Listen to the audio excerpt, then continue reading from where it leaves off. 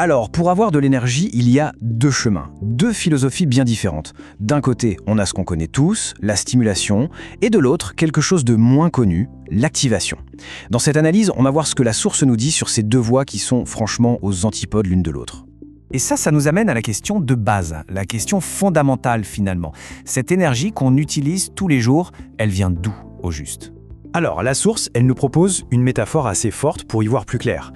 Est-ce que notre énergie, c'est comme un prêt à court terme, un truc qu'on emprunte sur notre futur, ou est-ce que c'est plutôt un investissement sur le long terme, quelque chose qu'on construit, qu'on bâtit grâce à notre métabolisme ? Bon, commençons par le premier chemin, celui que la source appelle le prêt d'énergie. On va regarder de plus près cette fameuse voie de la stimulation synthétique. Vous savez, celle qu'on retrouve dans la plupart des boissons énergisantes du marché. Et au cœur de cette méthode, il y a un ingrédient qu'il faut absolument connaître. La caféine anhydre. Qu'est-ce que c'est ? Eh bien, c'est une forme de caféine de synthèse. Elle a été conçue pour une chose, être absorbée par le corps à une vitesse fulgurante. Et selon la source, cette absorption ultra rapide, elle met en marche une sorte de réaction en chaîne dans le corps. 4 étapes bien précises. Et ça commence par cette absorption qui va déclencher toute une cascade pour finir par ce qu'on connaît tous, le fameux crash. Ok, mais ce fameux pic surrénalien, c'est quoi au juste ? Le texte est clair là-dessus. C'est une montée en flèche du cortisol. Le cortisol, c'est l'hormone du stress. Et là, le corps, il se met en alerte maximale, en mode combat ou fuite. C'est de là que peut venir cette sensation de nervosité, d'être un peu sur les nerfs. Et en fait, tout le concept de cette approche est résumé dans cette phrase de la source qui est très parlante. En gros, l'énergie n'est pas créée de nulle part, elle est juste empruntée au futur. On puise dans ses réserves. Et bien sûr, cet emprunt, il faudra le rembourser, souvent avec des intérêts sous forme de grosse fatigue. Allez, on passe à la deuxième voie maintenant, celle que la source appelle l'alternative métabolique. Et là, attention, on change de paradigme. Le mot d'ordre, ce n'est plus la stimulation, c'est l'activation. À la base de cette approche, on trouve une plante, le yerba maté. Mais la source insiste bien sur un point, attention, ce n'est pas n'importe quel yerba maté. On parle ici d'un extrait très spécifique qui est purifié via un processus breveté en 5 étapes. Et c'est justement ce processus de purification qui permet d'isoler 3 composés super importants. On va voir comment chacun, d'après la source, jouerait un rôle dans cette fameuse activation du métabolisme. Alors, premier composé, les acides chlorogéniques.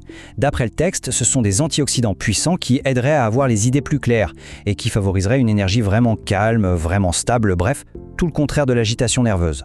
Ensuite, on a la théobromine. Ah ça, ce nom dit peut-être quelque chose. C'est le même composé qu'on trouve dans le bon chocolat noir. Et son rôle ici, ce serait de donner une énergie plus douce et surtout qui tient bien plus longtemps.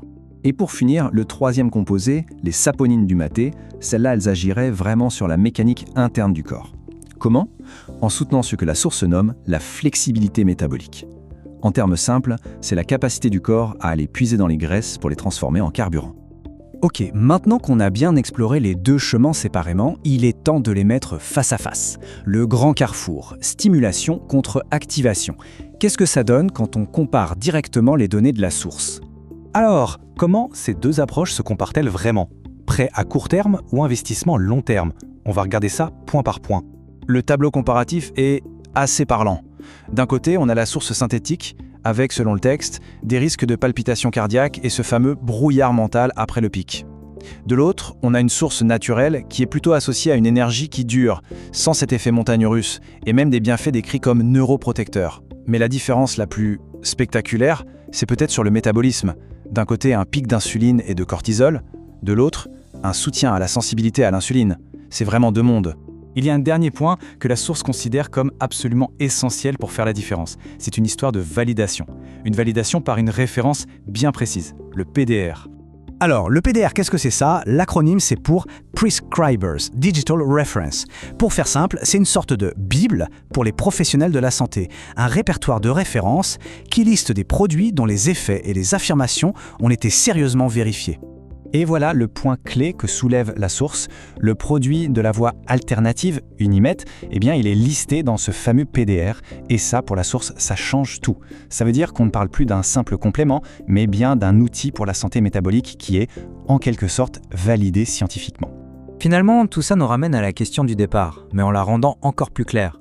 La perspective de la source nous met face à un choix, une question fondamentale. Est-ce qu'on cherche une énergie qu'on emprunte, avec tout le cycle de haut et de bas que ça implique, ou est-ce qu'on préfère une énergie qu'on construit, qui travaille avec notre métabolisme? C'est sur cette question, cette réflexion, que se conclut notre analyse d'aujourd'hui.